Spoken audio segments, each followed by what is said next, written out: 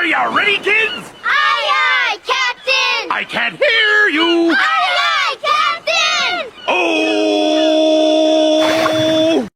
Halo semua, perkenalkan saya Sarah Mahmuda dengan NPM 23-24049.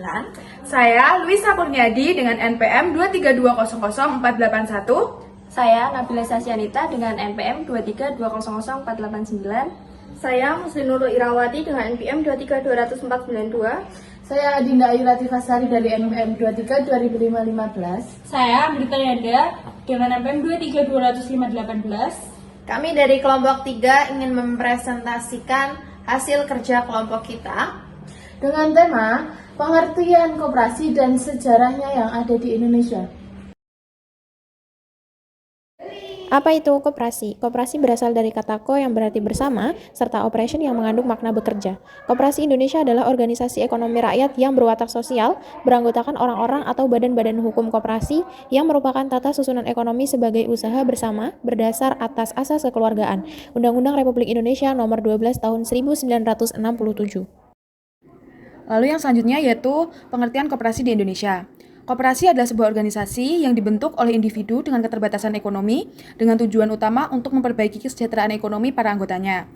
Layanan yang diberikan kepada anggota bervariasi sesuai dengan jenis koperasi yang ada.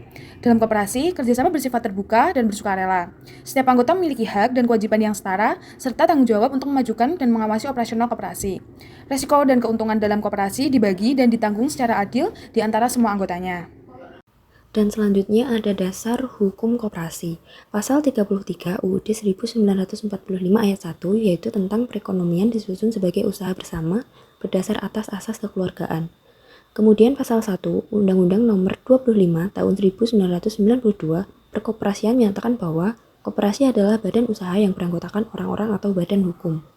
Koperasi sebenarnya sudah masuk ke Indonesia sejak akhir abad 19, yaitu sekitar tahun 1885 sampai dengan 1886 yang dipelopori oleh R.A. Wiryatmaja dengan tujuan membantu rakyatnya yang terjerat hutang dengan rentenir.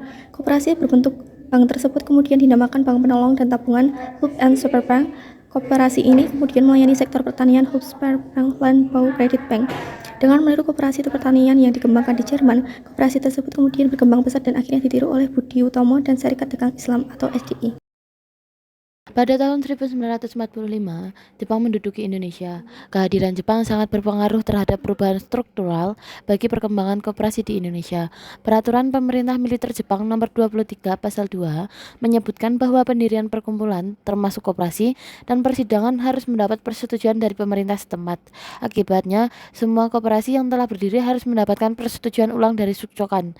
Pemerintah Jepang juga mengharuskan koperasi menjadi kumikai. Awalnya koperasi ini berjalan mulus, namun fungsinya berubah drastis menjadi alat bagi Jepang untuk mengeruk keuntungan dan menyengsarakan rakyat. Kumikai diharuskan mengumpulkan bahan-bahan kebutuhan pokok guna kepentingan Jepang melawan sekutu. Kehadiran tersebut membuat masyarakat kecewa karena koperasi tidak lagi dapat digunakan sebagai alat perjuangan ekonomi, sehingga semangat berkoperasi masyarakat Indonesia kembali melemah.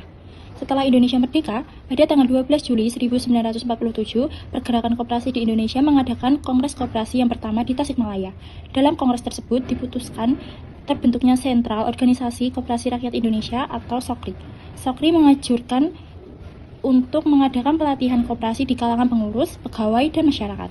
SOKRI juga memutuskan untuk menjadikan tanggal 12 Juli sebagai Hari Koperasi Indonesia. Sekian presentasi dari kelompok kami. Bila ada pertanyaan, tulis di kolom komentar ya. Terima kasih.